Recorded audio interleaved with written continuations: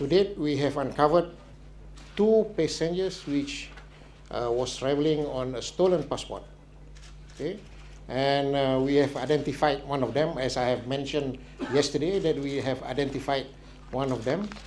And this one that we have identified is an Iranian by the name of Pouria, P-O-U-R-I-A, Noor, N-O-U-R, Muhammad, M-O-H-A-M-M-A-D, Mehrad, M-E-H-R-D-A-D, Mehdad. He is 19 years old, and he is an Iranian. We believe that he is an Iranian. We have been checking his background. We have also checked him with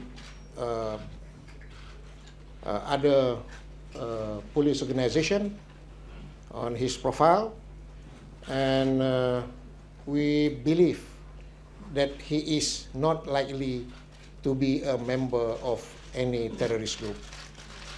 And we believe that he is trying to migrate to Germany. We are looking into 4 areas.